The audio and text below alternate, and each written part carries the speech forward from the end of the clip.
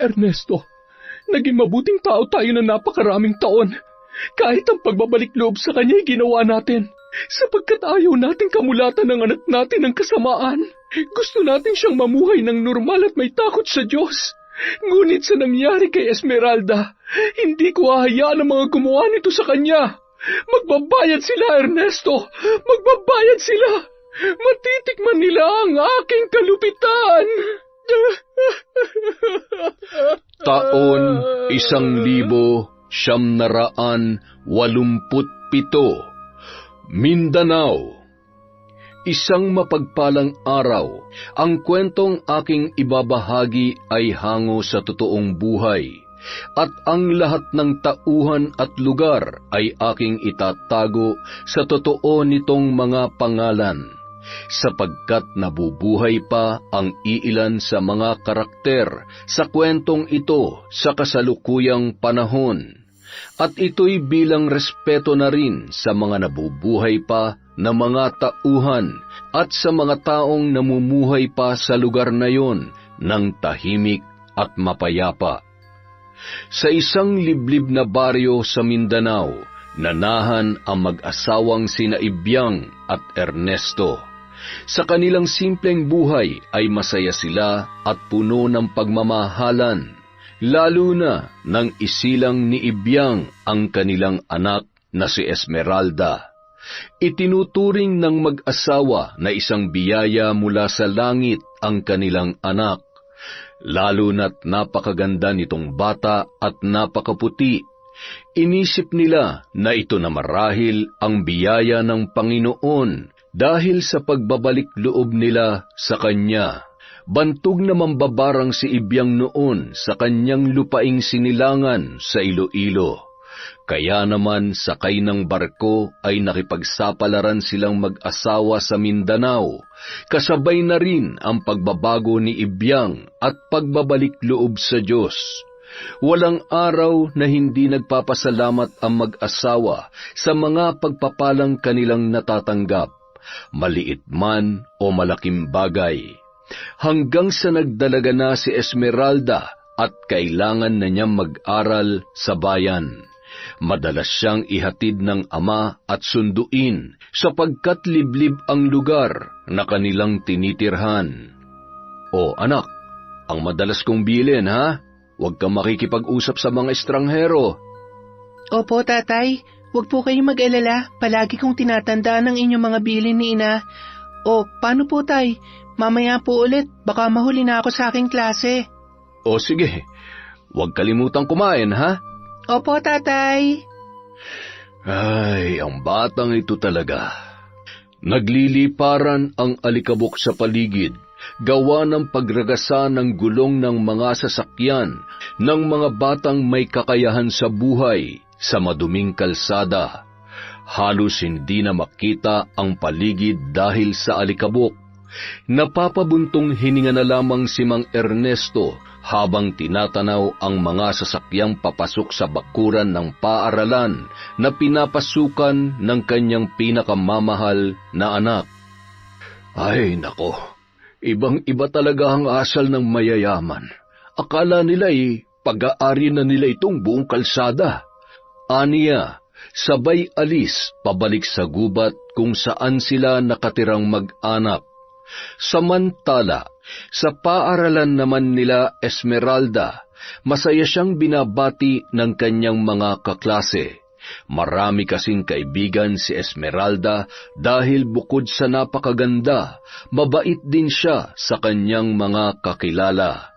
Hindi maipagkakailang marami ang humahanga sa kanya, ngunit marami rin ang naiinggit ng palihim. At isa na doon si Jessie, ang kanyang inaakalang matalik na kaibigan. Esmeralda! Dito! Buti naman nandito ka na. Akala ko mahuhuli na. Hindi natapos ni Esmeralda ang kanyang sasabihin dahil sa kanyang nasaksihan. Bilib na talaga ako sa iyo, Esteban. Akalain mo yun? Binilhan ka ng papa mo ng sasakyan? Ako pa ba? Madali lang lambingin si Papa. Isang pawa ko lang, bibigay ka agad yun. At saka tol, nag-iisang anak lang ako. Kaya sunod ang layo ko sa buhay. Nagtatawanan silang umalis papasok sa eskwelahan, habang si Esmeralda ay nangungunot ang noo habang nakatingin sa papalayong grupo nila Esteban. Natigil lamang ang kanyang pagmamasid sa papalayong binata nang marinig ang tila kinikilig na si Jessie. Ang gwapo talaga ni Esteban. Siya ang pinapangarap kong lalaki. Mayabang pero may pagyayabang naman. At bagay naman kami, pareho kaming mayaman. Mukhang may gusto ka kay Esteban ah. Ha? Ay, naku. Kasi Huwag ka mag-alala, Jessie. Ligtas sa akin ang lihim mo. Wala makakaalam na gusto mo siya. Salamat, Esmeralda. Kinabahan ako. Ang daldal ko kasi. Ay, naku. Tama na yan. Tara na. Baka mahuli na tayo. Pagdating nila sa loob ng eskwelahan ay makikita nila si Esteban kasama ang kanyang mga kaibigan na nakaupo sa isang puno sa gitna ng palaruan.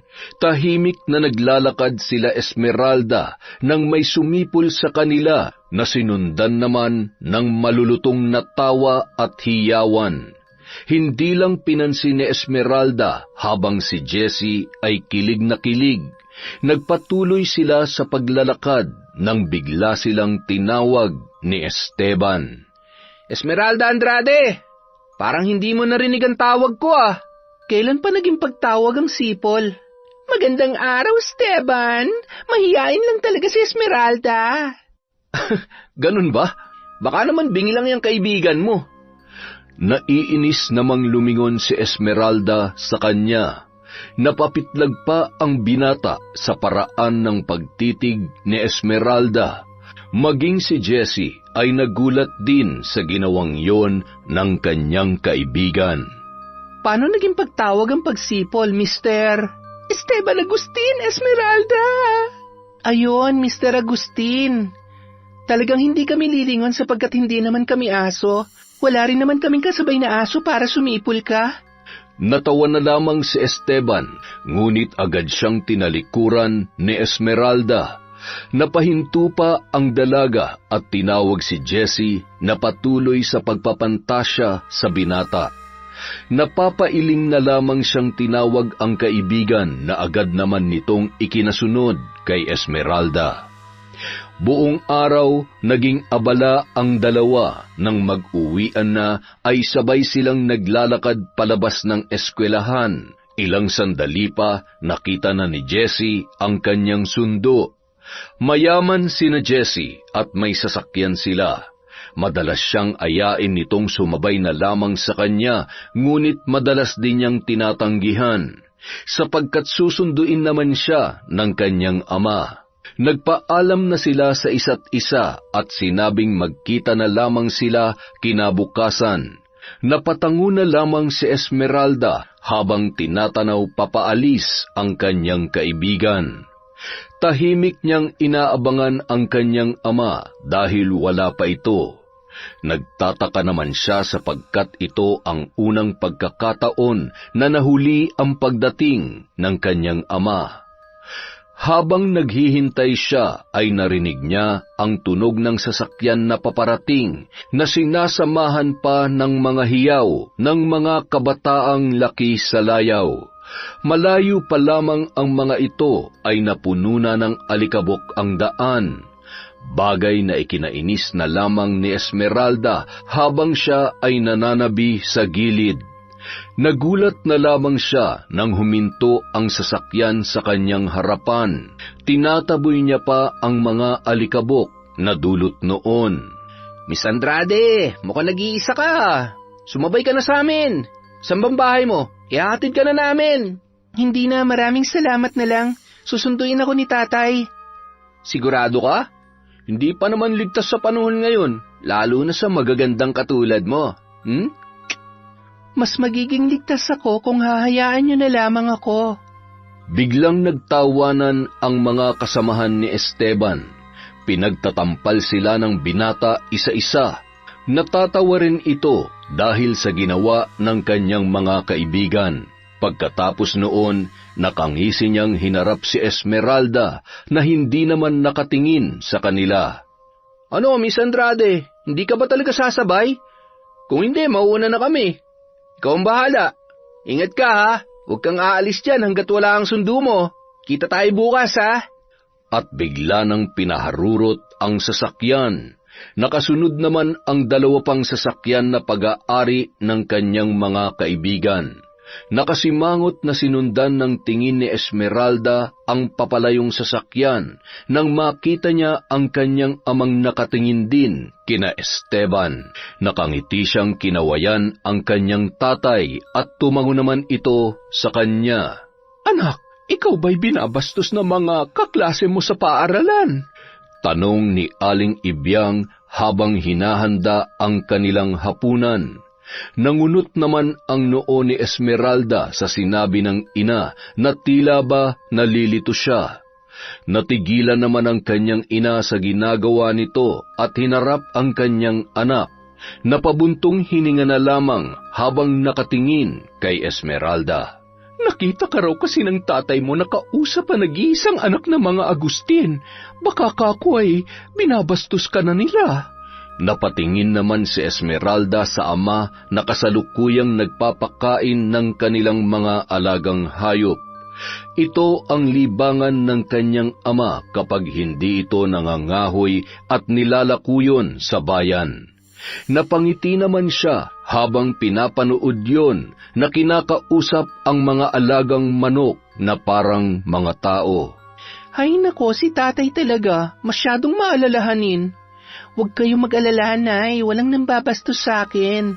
At saka, hindi ako papayag na may mambastos sa akin, no?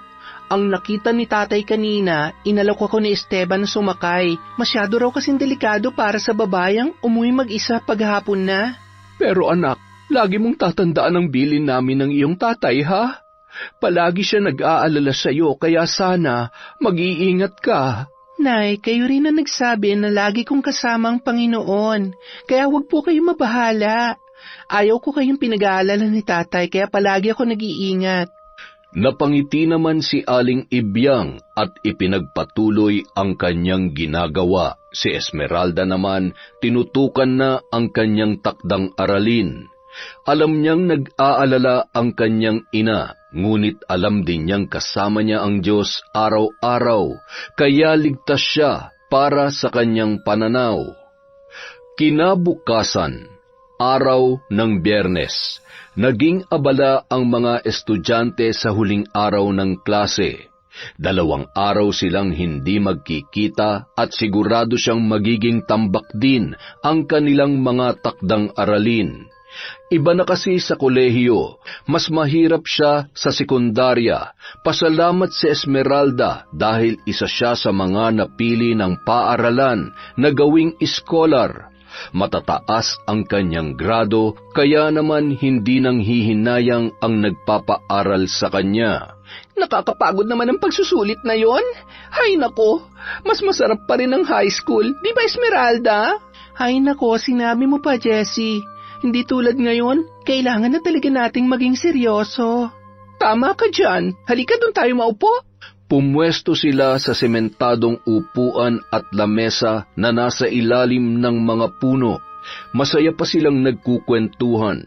Ang hindi nila alam, mayroong nagmamasid sa kanila. Nang makaupo na sila, ay agad na lumapit ang binatang si Esteban. Napakunot ang noo ni Esmeralda habang si Jessie ay halos mamilipit sa sobrang kilig nang makita ang binata. Kumusta na kayo, magagandang chicks? Ay, ikaw pala Esteban. Ayos lang kami. Nakangiting nakatingin si Esteban kay Jessie habang ang babae ay halos maihina sa sobrang kilig. Samantalang si Esmeralda naman ay nakakunot ang noo habang nakatingin sa kaibigan na kalaunan ay sinipa niya ang paa sa ilalim ng lamesa. Rico, bakit ba? Para kang tanga. Kumalma ka nga lang. Jessie, pakilala mo nga sa akin yung kasama mo. Sayang kasi. Maganda sana kaso Parang may pagkamasungit lang. Nagbago naman ang ekspresyon ng mukha ni Jessie, ngunit hindi siya nagpahalata.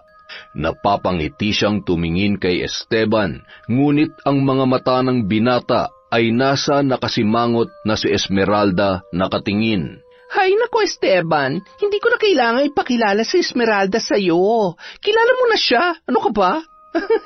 Hoy Esteban! Pasensya ka na, Jessie. Natulala lang kasi ako dahil sa kagandahan ng kasama mo eh. Nanlalaki naman ang mga mata ni Esmeralda habang si Jessie ay nakasimangot na hindi nakikita ng kanyang mga kasama. Lihim na naiinis dahil ang tipo niyang lalaking si Esteban ay tila si Esmeralda ang napupusuan. Pwede ba tigilan mo nga ako, Esteban? Hindi ako katulad ng ibang babae na nakikilala mo na kapag nakita ka, para nang inuusukan ng puwet. Mukha ngang kakaiba ka, Miss Andrade ah. Hindi ikaw yung tipo ng babae na madaling makuha sa isang kindat lang. Tama ba, Jessie? Ha? Oo, tama ka, Esteban. Hindi ko alam sa kaibigan ko kung bakit ganyan siya eh. Kasi kagalang-galang siya. Pwede ba tigilan mo nga ako? Halika na, Jessie. Ha? Ay sige, bye, Esteban! Hinablot ni Esmeralda papaalis si Jessie at tinanaw na lamang sila papalayo ni Esteban. Samantala, kinagabihan, may isang pusong sawi ang nababalot ng lungkot at pighati. Umaalingaw-ngaw sa loob ng kanyang silid ang pag-iyak na akala mo ay sawing-sawi.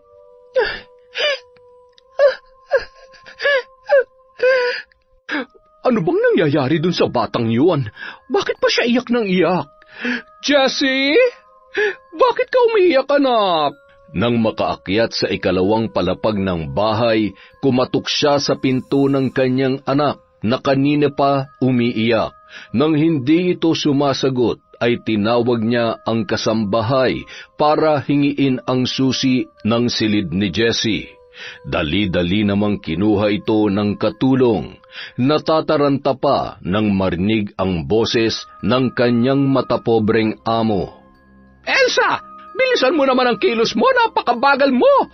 Mamamatay na lang ang anak ko sa loob ay hindi ko pa mabuksan ang pinto! Ay, eto na po, ma'am. Estupida! Iabot mo na lamang ay tatanga-tanga ka pa! Akin na! Masamang nakatingin si Elsa sa kanyang amo na binubuksan ang silid ng anak. Kailangan pa niyang magtiis para mapaaral ang kanyang pamangkin. Nagtsatsaga lamang siya sa pamilyang yon para mapagtapos ang kanyang pinag-aaral. Jessie, anak! Ano bang nangyayari sa'yo? Mama, hindi niya ako gusto. Iba ang gusto niyang babae. Ha? Ay, sino ba yan? Si Esteban, Mama. Hindi ko kakayanin na may mahal siyang iba. Si Esteban? Yung anak ni Don Gustavo at Doña Amara? Ay nako, at sino naman ang babaeng natitipuhan niya? Muling napaiyak si Jessie. Agad naman siyang inalo ng kanyang ina at muling tinanong kung sino ang babaeng naging dahilan ng kabiguan ng pag-ibig nito kay Esteban. Jessie, anak, kung yang iniiyak-iyak mong bata ka, sinabi mo na sa akin kung sino, di sana'y magagawa na natin ang paraan ng problema mo. Sabihin mo sa akin kung sino't gagawa niya ni Mama ng paraan. Pero Mama, kaibigan ko po siya. Kung inaagaw ang pag-aari mo, anak, hindi mo kaibigan yon. At kung ang taong yon ay di nabibilang sa ating mundo, hindi kaibigan yon. Hindi natin pwedeng kaibiganin ang hindi nabibilang sa ating lipunang ginagalawan. Ano pong ibig niyong sabihin, Mama? Na hindi ka dapat nakikipagkaibigan sa mga hampas lupa, Jessie, dahil mga manggagamit sila. Kesa umiyak ka dyan, buti pa makipaglaro ka na lamang, anak. Makipaglaro, Mama? Ano pong ibig niyong sabihin? Kaibiganin mong lalaking gusto mo at siraan mo ang babaeng gusto niya. Pero Mama... Yan lang ang paraan para makuha mo ang gusto mong lalaki, Jessie. Pera na lang kung gusto mo magpatalo at umiyak na lang hanggat kaya mo. Pag-isipan mong sinabi ko, anak. Naiwang tulala si Jessie, ngunit nasa bahagi ng kanyang puso na maaaring tama ang kanyang ina. Kung sa ganitong paraan niya makukuha si Esteban, ay handa siyang hamakin ang kahit na sinuman. Samantala, masayang naghahapunan ang pamilya ni Esmeralda nang may panauhin silang hindi inaasahan. Nagulat si Mang Ernesto sa kanilang bisita at ganoon din sina Esmeralda at Aling Ibyang. Magandang gabi po. Sino sila? Anong kailangan mo? Nandyan po ba si Esmeralda?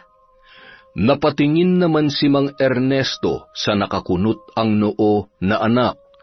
Ni walang kahit anong ekspresyon sa mukha nito habang palabas ng kanilang kusina. Ang makikita mo lang sa mukha niya ay ang pagkagulat sa presensya ng kanilang bisita. Magandang gabi sa iyo, Esmeralda. Anong ginagawa mo dito? Paano mo nalaman tong bahay namin? Tinanong ko sa pinsan ko, yung kaklase mo. Ang totoo niyan, siya dapat ang pupunta rito para ihatid tong takdang aralin nyo. Kaso, sumama ang pakiramdam niya kaya nakisuyo siya sa akin. Ang mabuti pa papasukin mo ang bisita mo, anak.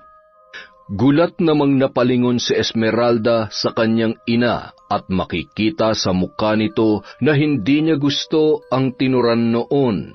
Ngunit napangiti lamang si Aling Ibyang na nakatingin sa kanyang anak. Oo nga naman, mukhang malayo pa ang pinanggalingan ng kaibigan mong yan. Hindi ko po siya kaibigan. Mga mayayaman lang ang mga kaibigan niya. Grabe ka naman. Wala naman sa katayuan o estado ng buhay ang pakikipagkaibigan. Sige, para hindi ka na mainis. Eto na, new notebook. Tapos aalis na rin ako. Pagpasensyaan mo na sana ang anak ko. Tumuloy ka muna't magkape. Pakiwari ko sabayan ka pa nagmula. Napatingin naman si Esteban sa nakasimangot na si Esmeralda. Lihim na lamang na napapangiti ang binata sa inaasal ng dalaga. Mukhang hindi nga ito ang klase ng babae na madaling makuha o mapaamo. Isa itong kagalang-galang na dalaga. Nung gabi rin yun, nagsimula na ang pagkakaibigan nina Esmeralda at Esteban.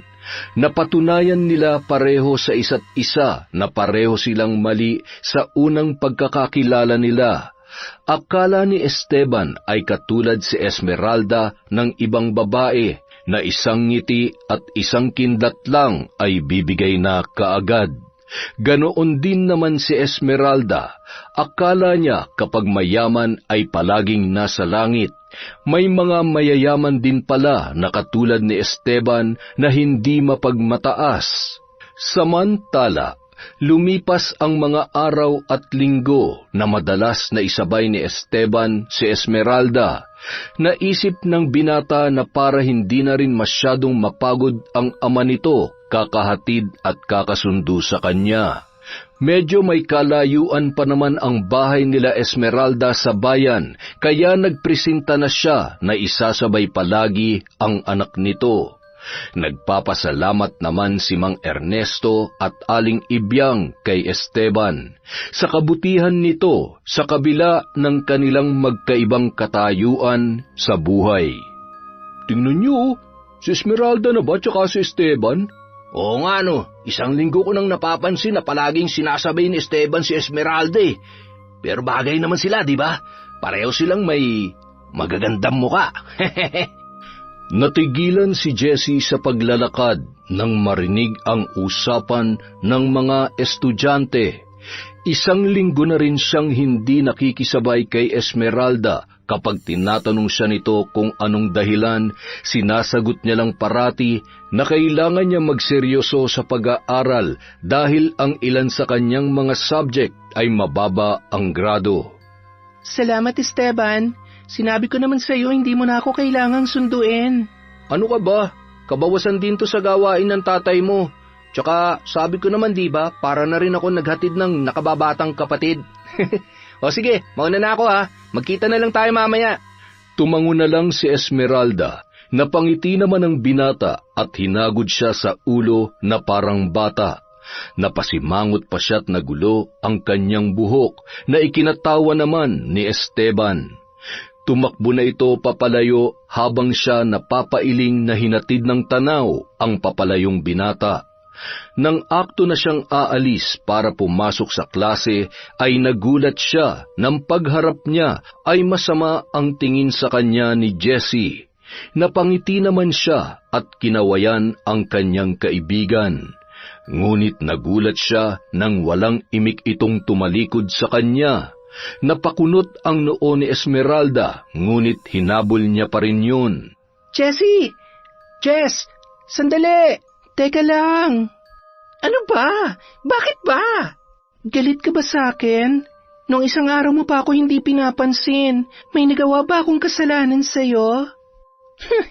Kung pakiramdam mo meron, baka nga. Jessie naman, ayoko ng ganito tayo. Hindi ako sanay. Isa pa, alam mo naman na ikaw lang ang nagtsatsaga na makipagkaibigan sa akin. Yun na nga eh. Ako lang ang nagtsatsaga na kaibiganan ng pobreng katulad mo. Pero anong ginawa mo? Trinaydor mo ko. Tama nga si Mama. Kayo mahihirap, manggagamit kayo. Napalingon ang ibang estudyante nang sumigaw si Jessie. Napatingin naman sa paligid si Esmeralda, kaya inalo niya si Jessie. Hihilahin niya sana ito sa lugar kung saan malayo ang mga tao, ngunit hinila ni Jessie ang kanyang braso, bagay na ikinagulat ni Esmeralda. Jessie, mag-usap tayo nang walang nakakarinig. Problema nating dalawa to. Bakit? Nahihiya ka? Nahihiya ka marinig nila na ahas ka na nagkukunwaring kaibigan? Ano bang sinasabi mo dyan, Jessie? Anong ahas? Anong pinagagalingan ng mga salitang yan? Tama ng pagkukunwari mo, Esmeralda. Akala ko pa naman iba ka sa lahat. Alam mo na gusto ko si Esteban. Lahat ng damdamin ko para sa kanya, alam mo. Sabi mo ayaw mo sa kanya, pero anong ginawa mo? Inahas mo siya sa akin. Mga agaw ka. Nasa ilalim pala talaga ang kulo mo. Ahas! Tama na, Jessie. Wala akong inaagaw sa'yo. Unang-una, hindi naman naging kayo. Ano? Napakakapal ng mukha mo! Akto niyang sasampalin si Esmeralda, ngunit nasanggayon ng dalaga na ikinagulat naman ni Jessie.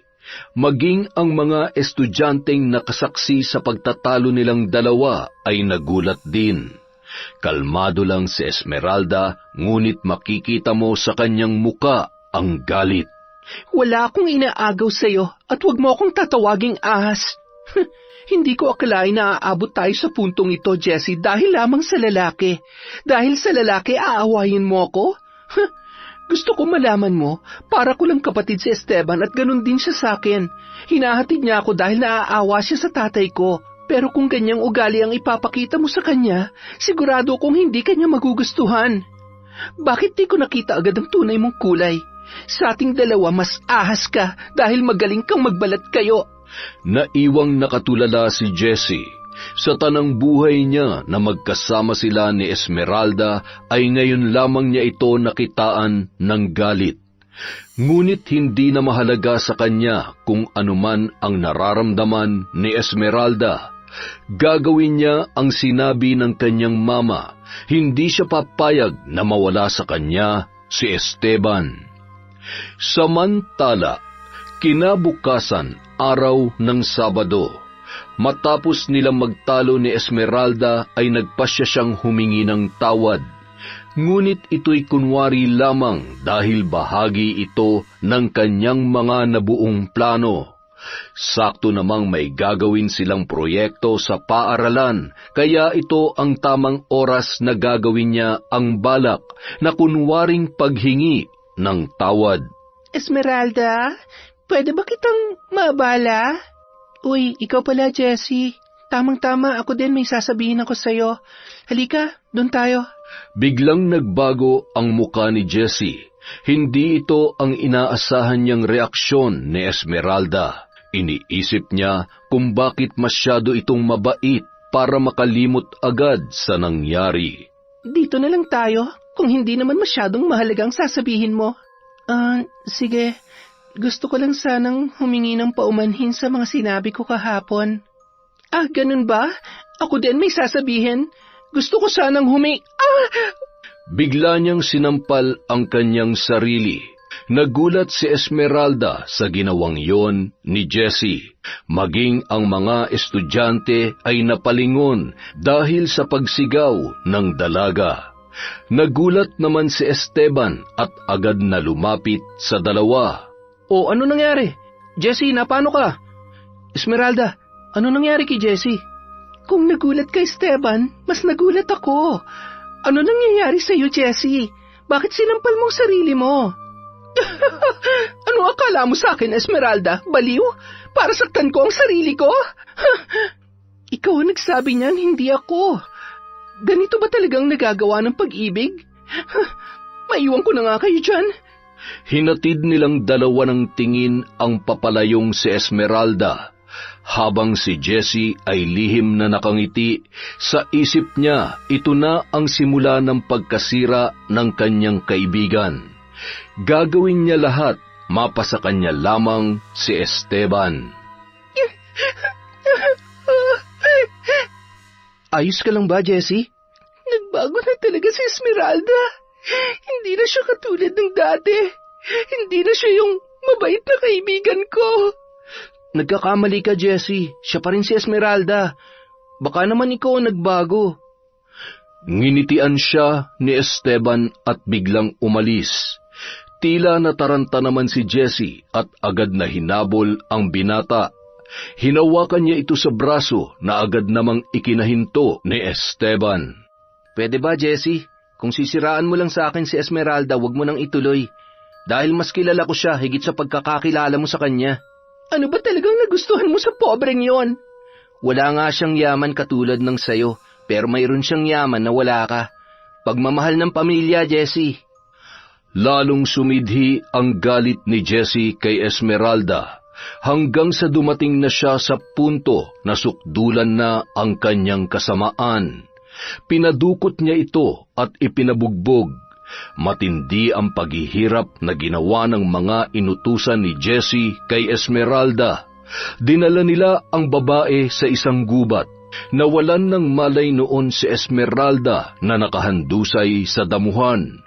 Tinanong ng isang lalaki kung ano ang kanilang gagawin at nanlaki ang kanilang mga mata nang sabihin ni Jessie na hubaran ang dalaga at kanilang tabihan.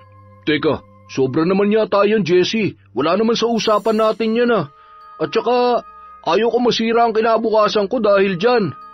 Ani ng lalaki na agad namang sinang-ayunan ng iba pa. Halata sa mukha ni Jessie ang inis at masama niyang tinitigan ang kanyang mga kasamahan. Kukunan ko lang naman kayo ng picture. Wala naman ako sinabing galawin niyo, mga tanga. Isa pa, hindi ko naman isasama ang mukha niyo. Sige na, tabihan niyo na. Nag-aalangan man ay ginawa pa rin yon ng kanyang mga kasama. Panay ang tawa ni Jessie kasama ang ilan pang babae na kaibigan niya habang panay ang kuha niya ng larawan. Nang matapos na ay sinabi niyang iwanan na nila si Esmeralda. Nag-aalangan man ang ibang mga kasamahan ngunit wala silang magawa. Nagising si Esmeralda nang may tumapik sa kanya. Napabalikwas pa siya ng bangon nang makita ang dalawang matanda na sa wari niya ay mag-asawa. Tinanong siya ng mga ito kung ano ang kanyang ginagawa sa damuhan at bakit puro siya pasa. Nagpalinga-linga lamang siya sa hindi pamilyar na lugar. Nang mapansing punit-punit ang kanyang damit ay nanlaki ang kanyang mga mata. Ganoon din ang dalawang matanda na nasa kanyang harapan. Agad na ibinigay ng matandang babae ang kanyang balabal at tinanong nila kung taga saan si Esmeralda. Matapos yon ay kanilang inihatid. Maging ang kanyang mga magulang ay nagtaka sa nangyari. Panay ang tanong nila kay Esmeralda kung ano ang nangyari. Para di mag-alala ang mga magulang ay sinabi niyang nadapa siya dahil nagtatakbo siya sa takot nang makakita ng baboy ramo. Kinabukasan, nagtataka si Esmeralda kung bakit ang sama ng tingin ng mga estudyante sa kanya.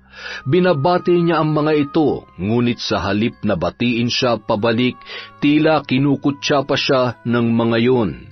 Nagpatuloy lang siya sa paglalakad nang makasalubong niya si Jessie kasama ang mama nito. Estupida! Ano ba? Hindi mo ba nakikita ang dinaraanan mo? Pasensya na po. Ikaw pala yan, Jessie? Kilala mo to? Ay, teka, hindi ba't siya yung nasa picture? Nakikipagkilala ka sa mga ganitong klase ng tao? Mama, kaibigan ko siya. Kaibigan? Kaibigan mong bayarang babaeng ito? Nanlaki ang mata ni Esmeralda sa kanyang narinig. Malinaw na malinaw sa kanyang tainga ang sinabi ng mama ni Jessie.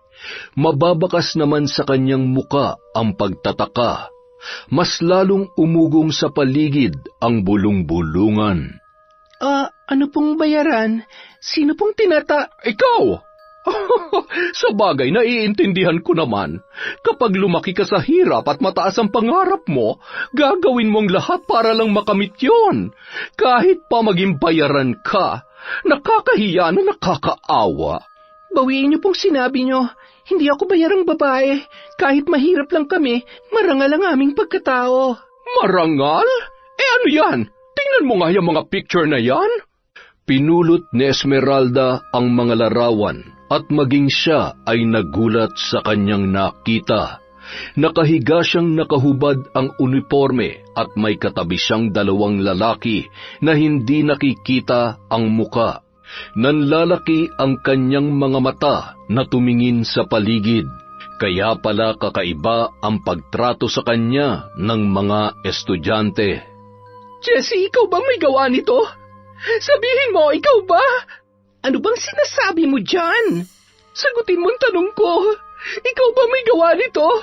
Jessie, wala namang tao sa paaralang ito ang may malaking galit sa akin kundi ikaw. Huwag mong idadamay ang anak ko sa kalandian mo. Hindi pa natatapos magsalita si Esmeralda ay sinampal na siya ni Aling Merna. Sandali, ano nangyayari dito? Ma'am, ang tandaan niyo na po, pumapatol kayo sa bata. Teka, ang dami mong pasa, Esmeralda. Napakasama mo, Jessie. Alam ko na ikaw may gawa nito. Sigurado yan. Sumusobra ka na sa pambimintang mo, ha? Ang mabuti pa, umamin ka na malandi ka. Hinablot ni Jessie si Esmeralda. Tumulong din ang kanyang ina. Inawat naman sila ni Esteban pero nakialam ang mga tauhan ng nanay ni Jessie. Kinaladkad nila sa gitna si Esmeralda at ang ibang estudyante ay naawa sa dalaga at sinabi kay Jessie na hayaan na lamang yon.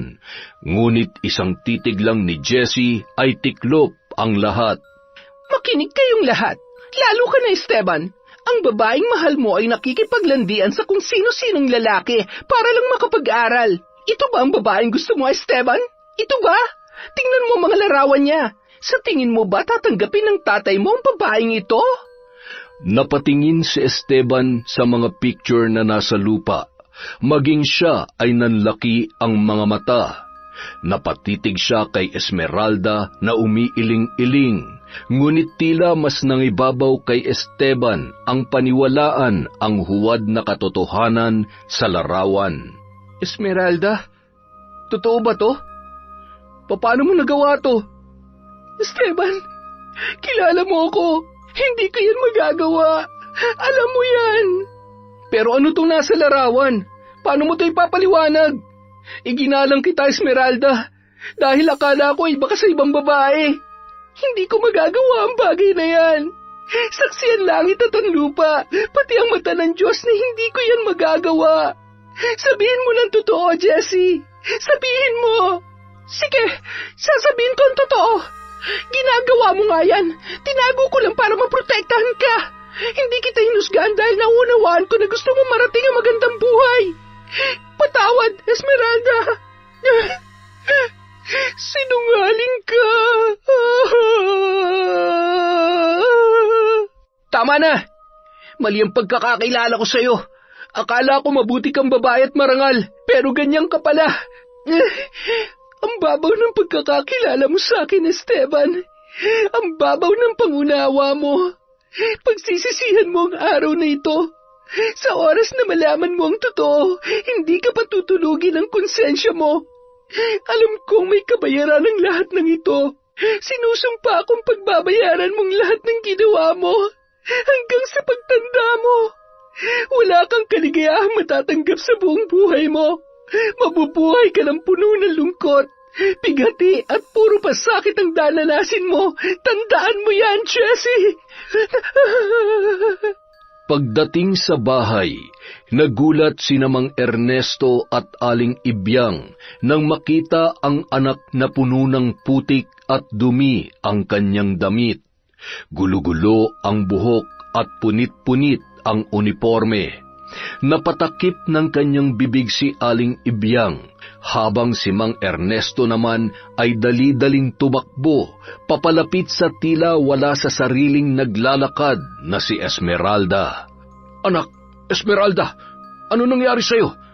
Bakit ganyan ang damit mo? Agad na tanong ni Mang Ernesto kay Esmeralda pagkalapit nito sa kanya. Ngunit walang imik lang na naglalakad ang babae, tila ba nagpipigil ng kanyang iyak. Nanatiling nakakuyom ang kanyang mga kamao at nanginginig na lalong nagpapakaba sa dalawang matanda. Anak, narito kami ng nanay mo. Sabihin mo kung ano nangyari. Napaupo si Esmeralda at nagsimula ng umiyak. Hinagod naman ng dalawang matanda ang kanyang likod at sinabing sila ay kanyang kakampi anuman ang mangyari. Nang marinig ni Esmeralda ang sinabing yun, ay umiyak na siya ng napakalakas. Napakasama nila. Magbabayad sila. Ang sasama nila. Magbabayad sila. Kinuha ni Aling Ibyang ang larawan na hawak ni Esmeralda at nanlaki ang kanyang mga mata sa kanyang nakita. Napatakip ng bibig ang ina habang si Mang Ernesto naman ay napakuyom ang mga kamay dahil sa galit. Magbabayad kayo sa pagsira niyo sa buhay ko. Alam ng Diyos na hindi ko ito magagawa, pero bakit hinayaan niya akong malugmok ng ganito? Bakit? Anak ko, Esmeralda, ano ba nangyari sa'yo? Magsalita ka. Anak, sino bang may kagagawan nito? Ano nangyari? Ibyang, hindi tayo papayag na basta na lamang ganito. Kailangan may gawin tayo. Ernesto, naging mabuting tao tayo ng napakaraming taon. Kahit ang pagbabalik loob sa kanya ay ginawa natin, sapagkat ayaw nating kamulatan ang anak natin ng kasamaan. Gusto natin siyang mamuhay ng normal at may takot sa Diyos. Ngunit sa nangyari kay Esmeralda, hindi ko hahayaan ang mga gumawa nito sa kanya. Magbabayad sila, Ernesto. Magbabayad sila. Matitikman nila ang aking galit. Sandali lang, Ibyang. Hindi ito ang tamang paraan. Magsumbong tayo sa mga pulis, sa mga kinauukulan. Masakit man, Ernesto.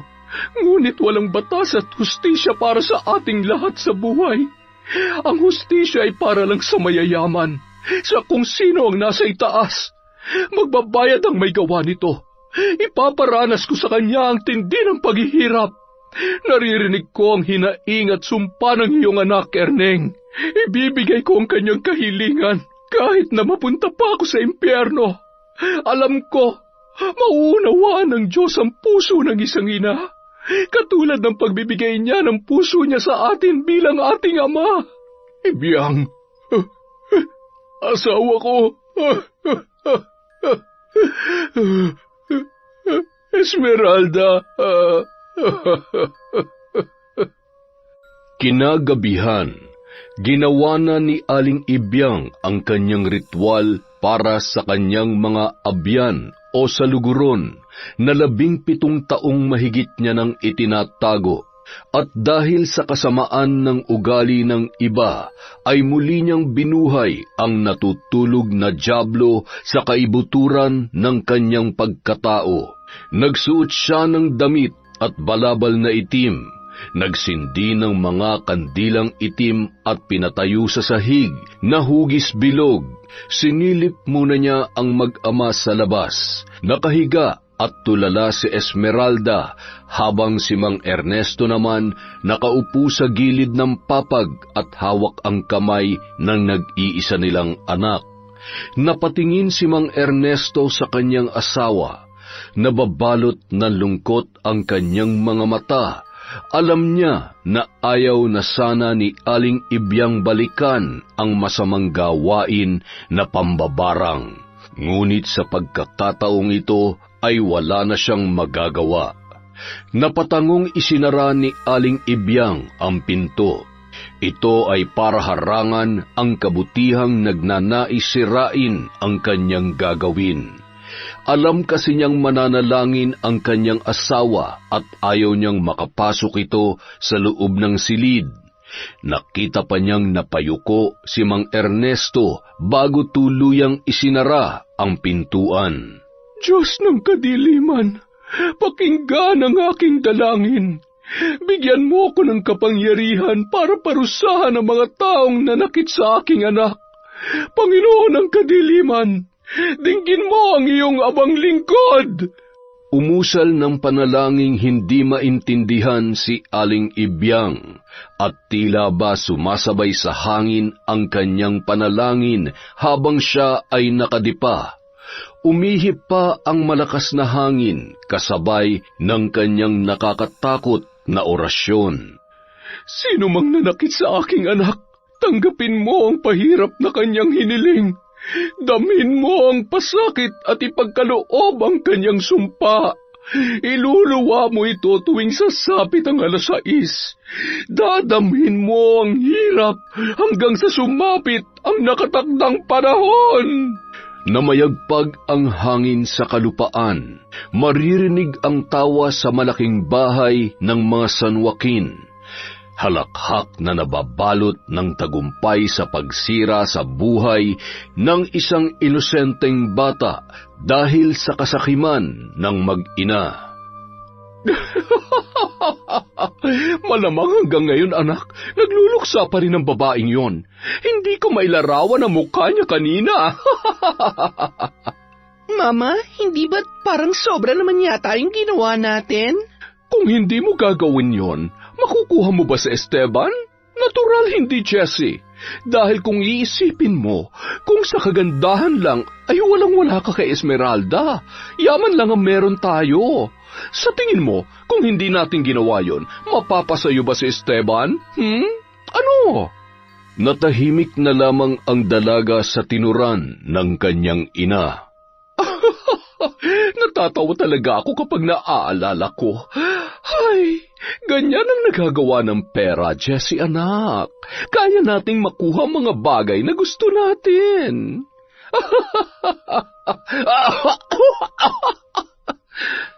Ayos ka lang ba, Mama?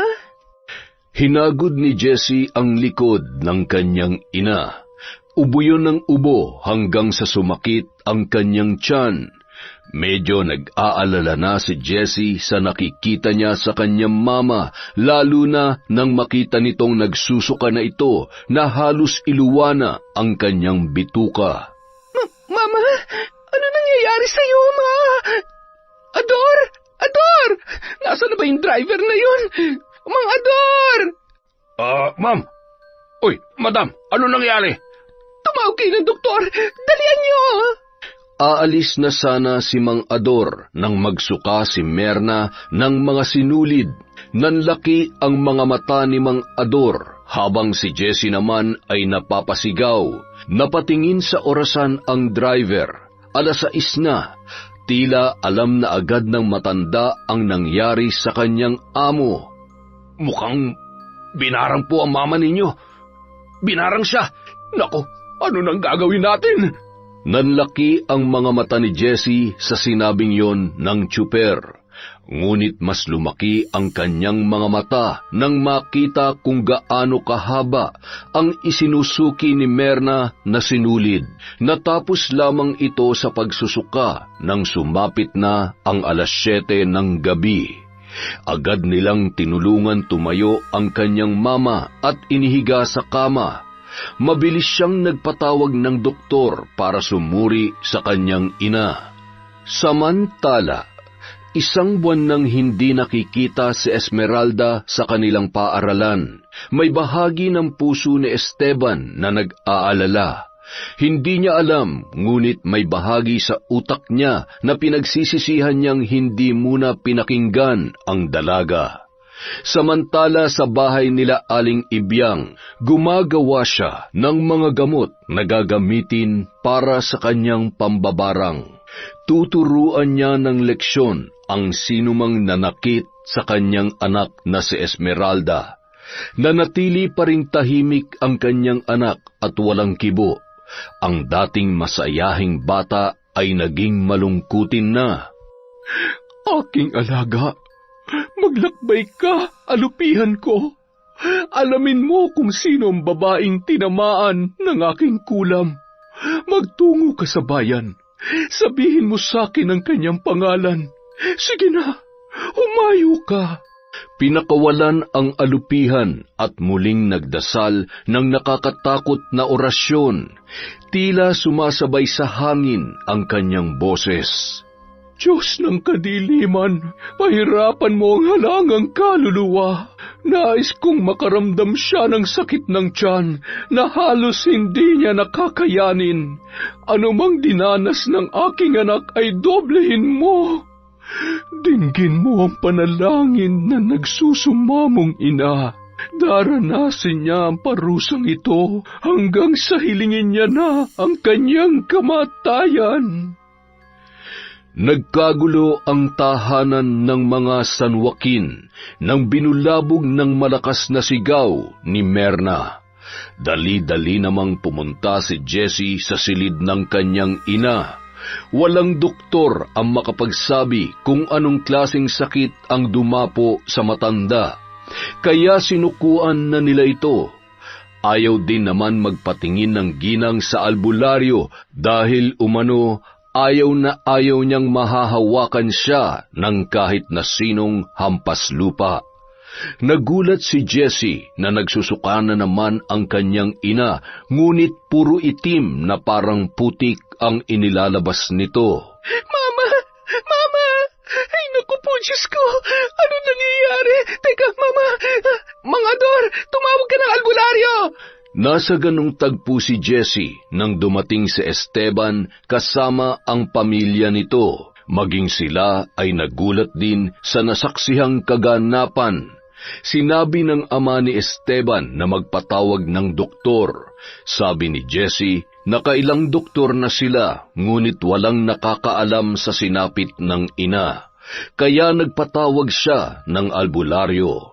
Natigil lamang ang kanilang usapan nang sumigaw na naman si Merna. Dali-dali silang pumasok sa silid at halos himatayin ang ina ni Esteban sa kanyang nasaksihan na halos naliligo na sa putik ang matandang babae.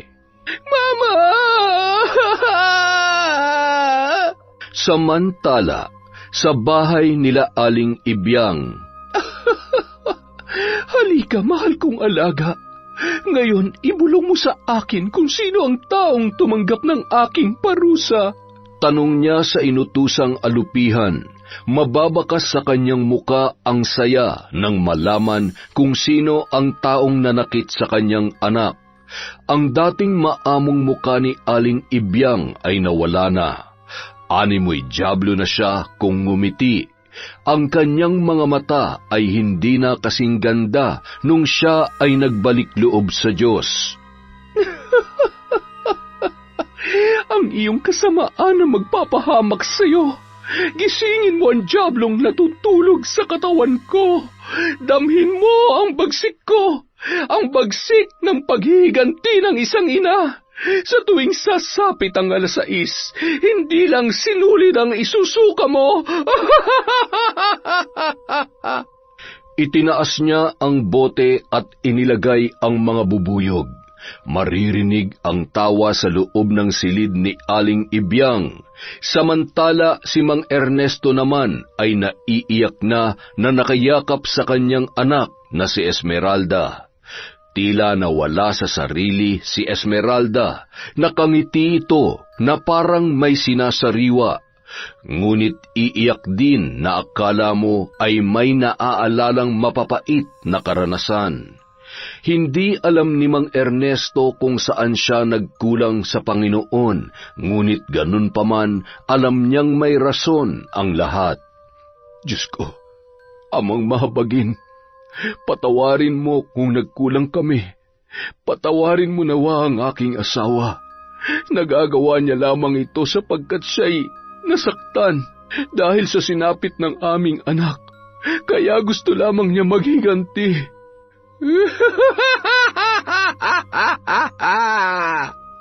Samantala, sa bahay naman nila Jessie ay tahimik silang nagbabantay sa kanyang ina. Ginagamot ito ng albularyo. Nakahilig ang ulo ni Jessie sa balikat ni Esteban habang hawak ng lalaki ang kanyang kamay. Matagumpay niyang naagaw ang lalaking kanyang pinakamamahal, kaya nagahalo ang saya at lungkot sa kanyang damdamin. Napatayo lamang sila nang lumabas ang albularyo. Napapailing ito na tumingin sa dalaga. Kumusta ho si Mama? Didiretsuhin na kita, iha. Binarang ang mama mo. Malakas ang mambabarang at wala siyang balak patawarin ang iyong ina. May bagay kayong nagawa sa kanya, kaya kayo ay binalikan. Pakiusap, gawin niyo po ang inyong makakaya. Pagalingin niyo ang mama ko. Babayaran ko po kayo kahit na magkano. Iha, kung ang barang ay nagmumula sa inggit, madali lamang yung gamutin. Nakagawa ng kasalanan at kasamaan ng iyong ina, kaya siya ay binabarang ngayon. Mabubuting tao ang mga sinaktan ng mama mo. Paghingi ng tawad ang mabisang gamot. Gayunpaman, gagawin natin ang lahat ng ating makakaya. Sige, babalik ako bukas. Gagawa ako ng gamot ngayon. Ay, naku po, Diyos ko. Sino naman na magpapabarang sa aking ina? Huminahon ka. Huwag ka masyadong magpapapaniwala sa mga ganun. Isa pa, hindi naman totoo ang barang. Totoo yun, iho. Isipin ninyong mabuti kung sino nagawan nyo ng kasalanan. Magaling na albularyo si Mang Gaston. Kilala niya ang mga mambabarang dito kaya nasabi niyang mabuting tao ang mga yon. Malamang po ay nagrabyado sila ng inyong ina, Ma'am Jessie. Naiwang walang imik sina Jessie at Esteban. Ang mga magulang naman ng binata ay nakikinig lamang. Nasa ganoon silang tagpo nang sumigaw na naman si Merna. Nagkatinginan pa sila at dali-daling pumasok sa silid. Nang buksan nila ang pinto ay nagsigawan sila sa dami ng bubuyog. Hindi nila alam kung saan nanggaling ang mga yun, kaya agad na binuksan ni Esteban ang mga bintana. Napatakip ng bibig si Jessie nang makitang sa bibig ng kanyang ina lumalabas ang mga bubuyog kasabay ng sinulid. Mama, Diyos ko po, ano nangyayari? Huwag ka mag-alala, Mama. Gagaling ka. Sino mga taong yan? Si Esteban at ang kanyang pamilya, Mama. Mama, kailangan lakasan mo ang loob mo. Hindi ko kayang mawala ka, Mama. Tinawag ng kanyang ama si Esteban. Hinagod muna ng binata ang likod ng kasintahan at sumunod sa kanyang magulang. Umalis na tayo. Ayokong madamay pa tayo sa nangyayari sa buhay nila. Marahil totoo nga ang sinabi ng katulong nila na masama ang ugali ng mag-inang yan, kaya binarang. Halika na. Pero Papa, kailangan ako ni Jessie. Sabi ko halika na. Wala nang pero-pero. Sige na, Esteban. Sundin mo na ang papa mo. Lumabas ang magulang ni Esteban nang hindi nagpapaalam kay Jessie. Nananatiling nakatayo si Esteban nang tawagin siya muli ng kanyang ama. Napalingon siya kay Jessie at sinabihang siya ay babalik. Ihahatid lamang niya ang kanyang mga magulang. Napatango naman sa kanya ang dalaga. Mama, sa tingin ko si Esmeralda. Humingi na po tayo ng tawad sa kanila at aminin natin ang totoo. Nahihibang ka na ba? Hindi tayo hihingi ng tawad. Hayaan mo na lang ako mamatay kesa humingi ng tawad sa mga hampas lupang yon. Pero Mama, hindi rin po ako magiging masaya kung mawawala kayo sa buhay ko. Jessie, anak. Mama, pakiusap. Hindi na makapagsalita pa si Merna dahil panay ang kanyang pagsuka ng sinulid. Hindi naman tumitigil sa pag-iyak si Jessie habang nakikitang nahihirapan ang kanyang ina. Nakapagpahinga lamang ito nang sumapit na naman ang 7:00 ng gabi. Nakatulog yun ng mahimbing, dala ng matinding pagod. Pinagmasdan ni Jessie ang kanyang ina. Nangayayat na ito at namumutla. Hindi na ito ang kanyang dating mama na maganda at sopistikada. Ngayon ay parang butot balat na lamang si Aling Merna. Kinabukasan, muling bumalik ang albularyo para gamutin ang ina ni Jessie. Natutulog pa ito nang siya ay dumating. Pinapasok naman ni Elsa si Mang Gaston. Si Jessie ay naghahanda na para pumasok sa paaralan at susunduin ni Esteban. Habang naghahanda ang dalaga, ay naririnig niya ang sigaw ng kanyang ina mula sa silid nito. Kaya naman dali-dali siyang nagtungo sa kanyang mama. Naabutan niyang nakatayo lang sina Mang Gaston at Elsa habang pinagmumumura ng kanyang ina. Mama, tama na po. Sabihin mo sa akin, sino ang hampas lupang yan? Mama, siyang gumagamot sa inyo. Gumagamot? Ang hampas lupang ito? Ay nako, mamamatay na lamang ay masama pa rin ang ugali. Doktor ang kailangan ko, hindi ang kung sino-sinong hampas lupa. Palayasin mo yan ngayon din. Mama! Natahimik si Aling Merna, maging ang palabas na sanang si Mang Gaston ay napahinto at napalingon kay Jessie. Habang ang dalaga ay nagpipigil ng kanyang galit at nakakuyom ang kanyang mga kamao sa gilid ng kanyang mga hita. Kasalukuyan silang nasa ganoong tagpo nang biglang dumating si Esteban. Tama na, Mama! Tama na! Walang doktor na makakagamot sa'yo. Lahat sila sumuko na. Bunga lang to ng pagkakasala natin, Mama. Hanggat hindi ka humihingi ng tawad, hindi ka gagaling. Manahimik ka, estupida! Anong kasalanan ang sinasabi mo? Kay Esmeralda, Mama. Yung ginawa natin sa kanya.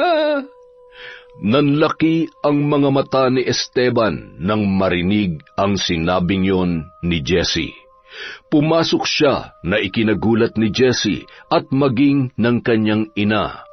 Napaiyak si Jessie nang makitang mababakas sa mukha ni Esteban ang matinding galit at pagtatanong. Totoo ba yung narinig ko? Jessie, ano yung ginawa ninyo? Bago pa man makapagsalita si Jessie, ay sumigaw na si Merna. Nanlaki ang mga mata ni Jessie nang makitang lumolobo ng hugis bilog ang balat ng kanyang ina. Maging si Esteban ay nagulat din sa kanyang nakita. Agad na lumapit si Mang Gaston sa ginang at dali-daling ginamot ang lumolobong balat ni Aling Merna na namumula at tila puputok na. Samantala, sa bahay naman ni na Esmeralda ay tila mayroong natutuwa sa nangyayari sa ina ni Jessie. Ito na ang pighating hinahangad ng anak na maramdaman ng kanyang dating kaibigan.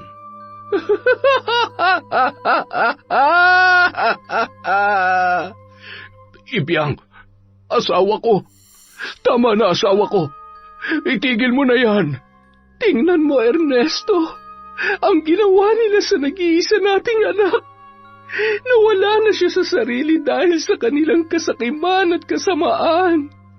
Sa tingin mo ba, kapag tumanda tayo't namatay, ano ang mangyayari sa kanya? Sino ang mag-aalaga sa anak natin? Sino, Ernesto? Ibiyang, nagkakasala na tayo sa Diyos. Tama na. Kung nasa kanyang katinuan si Esmeralda, natitiyak kong hindi niya ito magugustuhan. Nagdurusa ang anak natin, Ernesto, dahil sa kasamaan ng ibang tao. Saan tayo nagkulang? Saan tayo nagkamali? Ano, Ernesto, ang hindi natin nagawa para sa Diyos? Ginawa ko naman ang lahat. Nagbago ako. Naging mabuti akong tao para sa iyo at sa aking anak. Tinalikuran ko ang dati kong ginagawa para lamang kalugdan niya ako. Pero bakit hinayaan niya mangyari ito? Bakit, Ernesto? Kinalugdan ka niya, Ibiyang. Kaya niya tayo biniyayaan ng anak. May mga rason kung bakit nangyayari ito. Marahil isa itong pagsubok sa atin. Pagsubok sa ating pananampalataya at katapatan. Naging mahina tayo. Ikaw, nagpadala ka sa bugso ng iyong damdamin. Hanggat hindi sila humihingi ng tawad, dadanasin nilang mag-ina ang hirap at pasakit. Yan ang panata ko sa aking abyan. Kung nagdurusa sila, yun ay dahil sa kasamaan ng kanilang puso. Hindi ko nakagagawan yun. Niyakap na lamang ni Mang Ernesto ng mahigpit ang kanyang asawa. Alam niyang mas malakas ang kabutihan ng puso ni Aling Ibiyang sapagkat hindi malakas na barang ang kanyang ginawa. Kung gugustuhin ng babae ay mas malakas pa ang kanyang kapangyarihan. Sa isang iglap lamang ay kaya niyang patayin ang kanyang bibiktimahin. Hayaan mo na akong tapusin ang aking nasimulan. Pagkatapos nito, aalis na tayo sa lugar na ito. Lilipat tayo ng panibagong lugar kung saan mas marami ang mabubuti ang puso. Nauunawaan kita, asawa ko. Nauunawaan kita.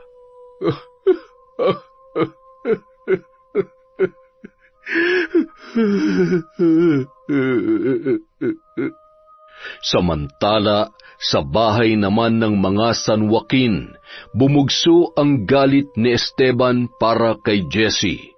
Hindi niya lubos akalain na magagawa ni Jesse ang bagay na yon.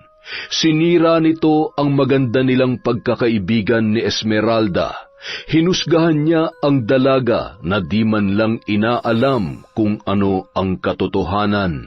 Esteban, nagawa ko lamang yun dahil mahal kita. Lintik na pagmamahal yan, Jessie. Ang sama ng pagmamahal mo. Ilang demonyo bang sumapi sa'yo para sirain mo ng gano'n si Esmeralda? Mabuting tao ang kanilang pamilya. Mga taong walang ibang hangad kundi ang mamuhay ng marangal at mapayapa. Nagagalit ka sa akin dahil sa kanya? Nagagalit ako sa iyo dahil demonyo ka. Kayo ng mama mo, kaya kayo pinarurusahan dahil sa kasamaan nyo. Sasagot pa sana si Jesse nang biglang sumigaw ang kanyang ina. Nanlaki ang mga mata niya nang pumutok ang mga lumulobong balat. Mas nagulat sila dahil umuusok pa yun na tila binuhusan ng asido.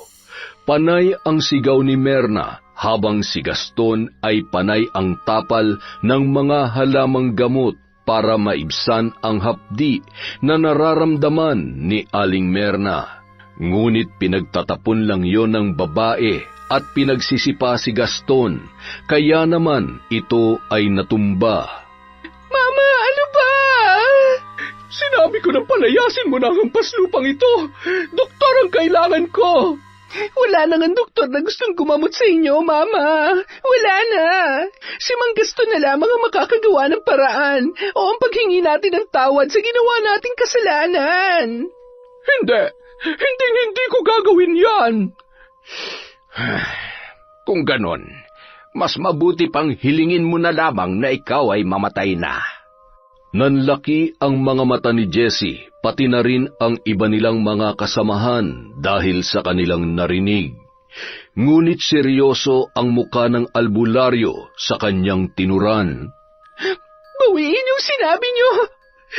Hindi, dahil yun na lang ang tanging paraan para matapos na ang paghihirap niya. Nawala sa katinuan ng dalagang inyong sinira. Naging miserable ang kanyang buhay.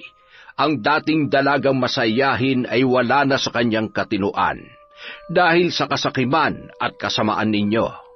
Tulungan mo na lamang ang mama mong mamatay. Tutal hindi rin naman sa langit ang kanyang punta. Mukhang nagkamali si Esmeralda na pagbigyan ng pag-ibig ko. Dahil ang sabi niya sa akin, mahal mo daw ako. Minahal kita, Jessie, at nagpasya kong ituring na lang na kapatid si Esmeralda. Sapagkat pareho kaming walang kapatid. Pero nagkamali ako. Demonyo ka pala. Esteban, sandali! Buntis ako! Dinadala ko ang anak mo! Ngunit hindi na siya pinakinggan pa ng binata at nagtuloy-tuloy ito sa paglabas. Napaupo si Jessie at humagulgol ng iyak. Ang katulong naman at ang driver ay lumabas na at tila walang pakialam sa kanyang nararamdaman. Napatingin lang siya nang makitang sumisigaw ang kanyang mama dahil sa hapdi. Ngunit sa halip na maawa ay mas bumugso ang inis niya sa ina dahil napakatigas ng puso nito. Wala na tayong magagawa, Mama. Tiisin mo na lang ang hapdi. Gusto mo yan kaya tiisin mo. Masyadong matigas ang puso mo. Kaya pagdusahan mo yan. Estupida! Yan pang igaganti mo sa... Hanapin mo na lamang ang gumawa nito sa akin at ipapatay mo! Mama, sukdo lang na yung kasamaan mo. Kahit mapatay mo ang gumawa sa iyo niyan, wala nang magbabago. Hindi ka ba natatakot sa Diyos, Mama? Masyado ka mapagmataas. Samantalang nung hindi ka pa napulot ni Papa, isa ka rin namang bayarang babae. Manahimik ka. Wala kang utang na loob. Bakit?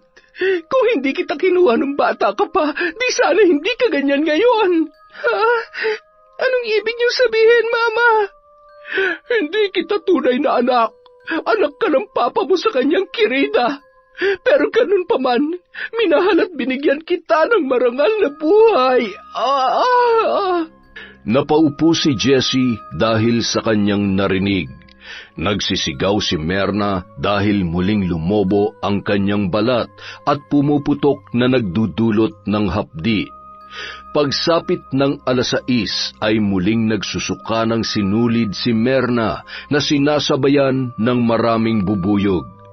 Dali-daling binuksan ni Jessie ang mga bintana, saka lamang niya napagtanto na magtatakip silim na pala. Napalingon lang siya sa kanyang mama nang sumigaw ito. Nanlaki ang kanyang mga mata nang makita ang mga uod na di niya alam kung saan nanggaling.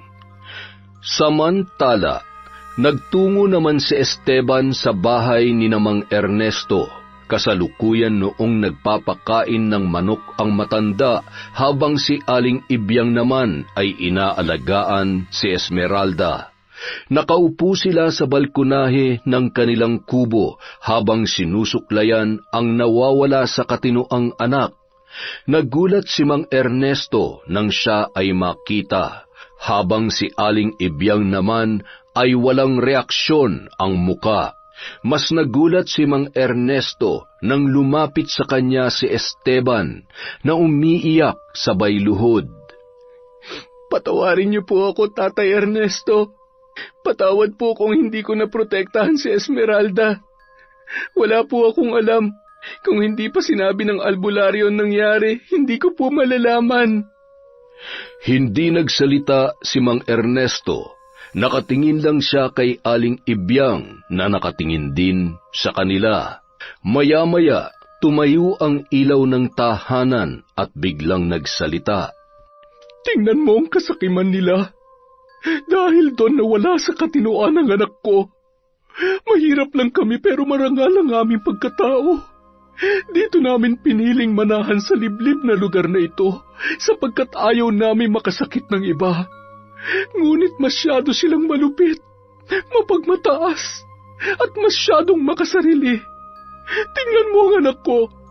May babalik ba nila ang dati niyang sigla? May babalik ba nila ang dati niyang mga ngiti?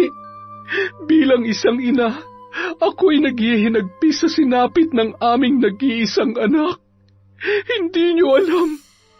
Hindi niyo alam kung paano namin hiningi ang batang ito sa Diyos, tapos sisirain lang ng mga sakim ang kanyang buhay. Nay, pinagsisisihan kong naniwala ako sa kanila. Alam po ng Diyos na nagsisisi ako. Nay, pakiusap bigyan niyo ako ng pagkakataong makausap si Esmeralda. Nagsusumamo po ako, Nay. Hindi na umimik si Aling Ibyang at tumalikod na lamang. Napatango naman si Mang Ernesto bilang tugon sa kanyang hiling. Alam naman kasi ng matanda na naging mabuti si Esteban kay Esmeralda at nakita nila kung paano nito inalagaan ang kanilang anak. Hindi kasalanan ni Esteban ang nangyari. Ang tanging pagkakamali lang niya ay naniwala siya agad sa kanyang nakita. Lumapit si Esteban. Nahabag siya sa sinapit ng dalaga. Nakatulala lang ito at wala sa sarili. Esmeralda? Pagtawag niya, ngunit hindi man lang tumingin sa kanya ang dalaga. Napaiyak si Esteban sa sinapit ni Esmeralda. Nawala na ang dati nitong masayang mata at muka. Esmeralda, ako to, si Esteban. Nang hawakan niya ang pisngi ng dalaga, ay napatingin ito sa kanya. Ang mga mata nito ay tila ba inaalala kung kaninong kamay ang may hawak sa kanyang muka. Napangiti lang ang dalaga, ngunit may luhang namuo sa kanyang mga mata. Nagulat si Mang Ernesto sa kanyang nasaksihan at agad na lumapit sa dalawa. Esmeralda, tutulungan kitang ibalik ang lahat sa dati. Magpapagamot tayo. Alam ko nagagaling ka. Ang mama ko ay doktor ng mga ganitong kaso. Tutulungan ko kayo. Kakausapin ko siya. Huwag kayong mag-alala. Mabait ang mga magulang ko. Esteban? Napatingin silang lahat kay Esmeralda. Hinawakan na mahigpit ni Esteban ang kanyang muka. Gusto ko nang umuwi kina tatay at nanay. Namimiss ko na sila. Baka nag-aalala na sila sa akin. Napaiyak na lamang ang mga magulang ni Esmeralda at niyakap siya ng mahigpit. Maging si Esteban ay napaiyak na rin, kaya nagpasya siyang ipasuri si Esmeralda bilang tulong niya sa mga magulang ng dalaga at maibsan ang kanilang mabigat na pasanin at pighati. Lumipas ang mga araw, naging balakid na para kay Jessie ang kanyang ina. Kahit anong gawin niya ay ayaw nitong humingi ng tawad, dahilan para mas lumala ang nararamdaman niya sa katawan. Mas tumindi pa ang kanyang pagsusuka ng sinulid at ang masama pa nito, lumobo na ang kanyang tiyan. Sa tuwing sasapit ang 6:00 ay umaalon-alon yun na parabang may lamang maraming tubig. Nagtungo siya sa simbahan nung araw ng linggo. Napansin niya ang sasakyan ni Esteban na nakaparada sa may simbahan. Napahawak siya sa kanyang tiyan na noon ay mag-iisang buwan na. Kinakabahan man ay bumaba si Jessie para magtungo sa simbahan. Ngunit nagkasalubong sila ni Esteban kasama si Esmeralda na wala sa sarili at akay-akay ng kanyang ama. Nagulat si Jessie sa kanyang nakitang sitwasyon ni Esmeralda. Jessie, anong ginagawa mo dito? Magsisimba. Ikaw? Ibig kong sabihin, ang tagal nating hindi nagkita. Magandang umaga, Esmeralda. Kumusta ka na? Hindi ka niya makikilala, Jessie. Ito naging epekto kay Esmeralda ng ginawa niyo ng mama mo. Wala na siya sa kanyang sarili. Napatakip ng bibig si Jessie dahil sa kanyang narinig. Nakaramdam siya ng matinding pagsisisi. Hindi niya alam na hahantong sa ganoon si Esmeralda. Masama rin talaga ang kanyang ginawa. Pinabugbog niya ang kaibigan at ginawan ng hindi totoong kwento para sa kanyang pansariling interes. Hindi na siya nakaimik pa. Sinundan na lamang niya ng tingin ang papalayong sina Esteban, Esmeralda at ama nito na si Mang Ernesto. Nagdadalang tao ang babaeng yon? Biglang nagkatinginan sina Mang Ernesto at Esteban dahil sa tinuran ni Esmeralda. Napatingin din siya sa papasok na si Jessie sa simbahan. Mahaba ang araw, ngunit napakadali lamang ng oras.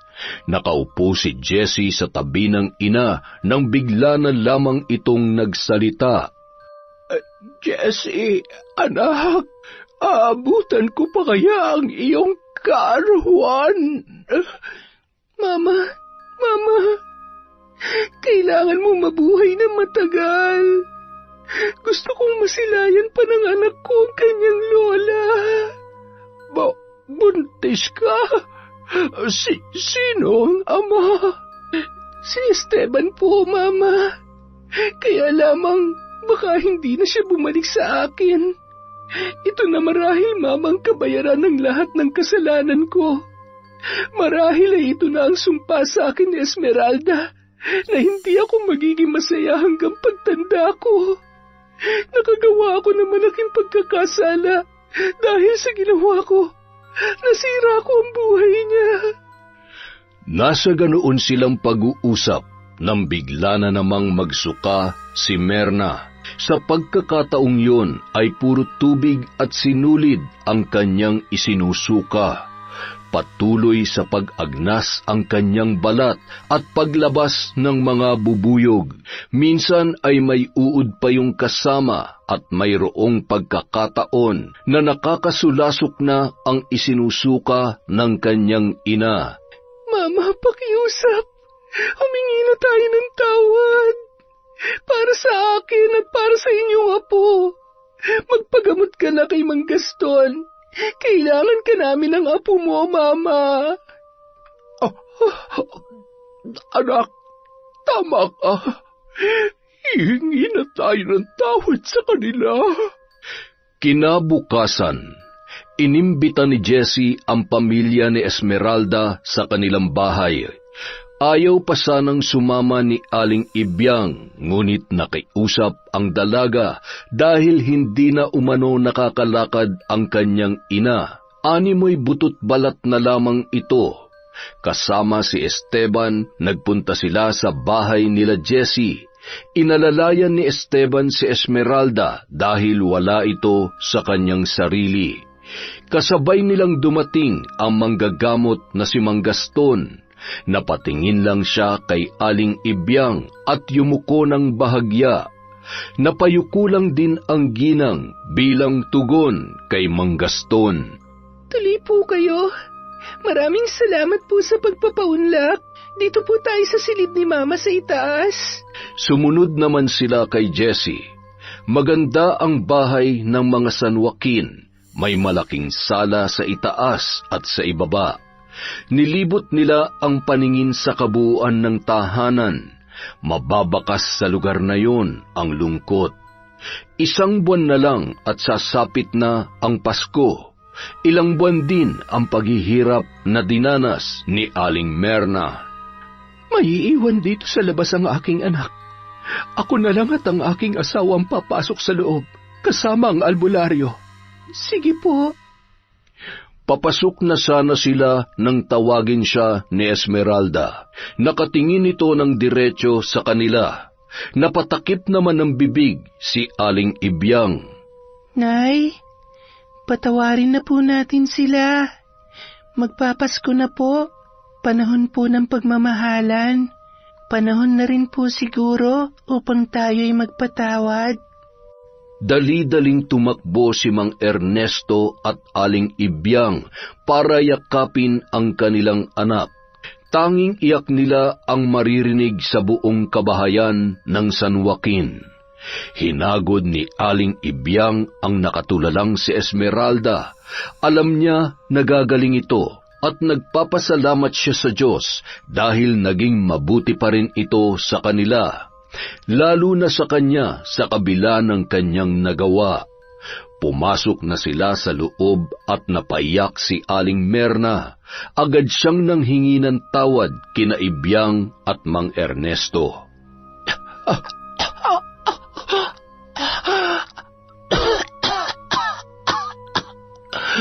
Alam kong malaki ang pagkakasala ko. Patawarin niyo sana ako.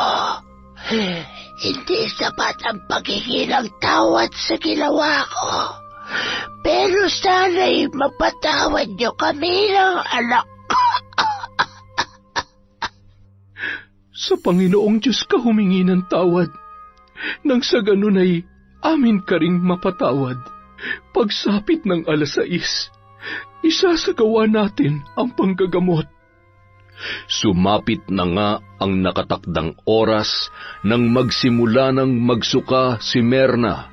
Ginamot siya ni Mang Gaston habang inaalis ni Aling Ibyang ang kanyang mga itinanim. Inalis niya ang sinulid at ang mga bubuyog.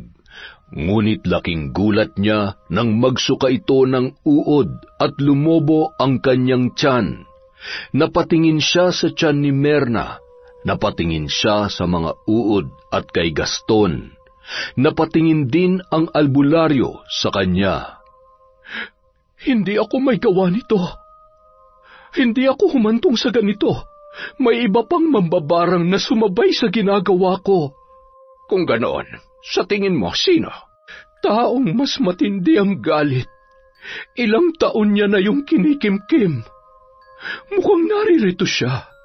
Naintindihan ni Mang Gaston ang kanyang sinabi, kaya agad na ipinatawag nito si Elsa.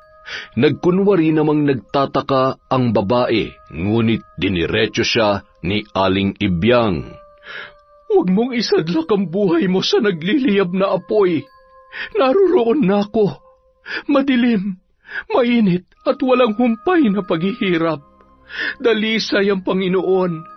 Nakikita niya ang iyong paghihirap. Habang maaga, itigil mo na. Alam kong laging masama akong amo, Elsa. Patawarin mo na ako. Pero gusto kong malaman mo na nagpapasalamat ako na hindi mo ko iniiwan.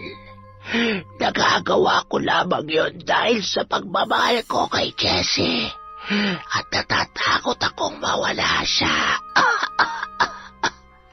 Alam ko na ikaw ang kanyang ina.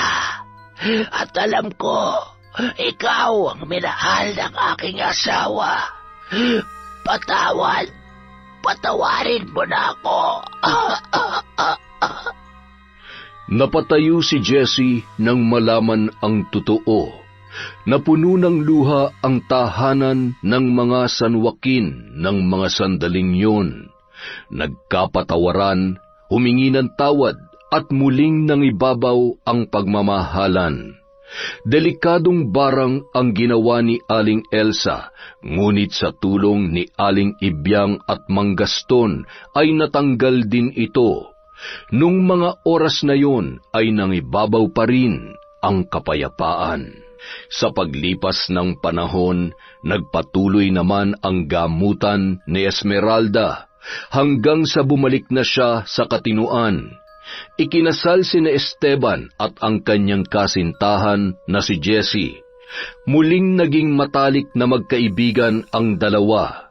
Sa bahay naman nila Jessie, nagtrabaho si Aling Ibyang kasama ni Aling Elsa at mabait na si Aling Merna. Taon 1,088. Ikinasal sina Esteban at Jessie at ito rin ang taon na isinilang ang kanilang anak. Samantala, si Esmeralda naman ay nakapangasawa na rin at naging masaya ang kanilang pamilya. Sa tuwing matapos akong magkwento ng ganitong mga pangyayari, napapahinto rin ako sandali, napapaisip kung baka nga ba, sa pagitan ng liwanag at dilim, may mga hiwagang patuloy na umiiral, mga bagay na hindi kayang ipaliwanag ng mata at isip ng tao. Pero gaano man kalaki ang mundong ito, at gaano man kadami ang mga kababalaghang naririnig natin, ang pinakamahalaga pa rin ay manatili tayong may mabuting puso at matatag na loob. Maaaring dumarating ang masasamang pangyayari sa mabubuting tao, pero ang kabutihan, hinding-hindi yan nasasayang. Maraming salamat sa inyong lahat sa pananatili hanggang dulo ng kwento. Bawat isa sa inyo ay maaaring may iba't ibang mapulot. Pero kung kahit papaano ay napaisip ka, o kahit simpleng naaliw ka pagkatapos ng isang nakakapagod na araw, sapat na yun para sa akin. Nais kong batiin ka, at lahat ng nanunood ngayon, ng kapayapaan at kalusugan. Sana ligtas ka sa bawat biyahe. At sana mainit ang pagtanggap ng tahanan pag-uwi mo. Kapag masyadong mabigat ang mga araw, huwag mong kalimutang magpahinga at alagaan ang sarili dahil ang kalusugan. Walang pwedeng humawak niyan para sa atin.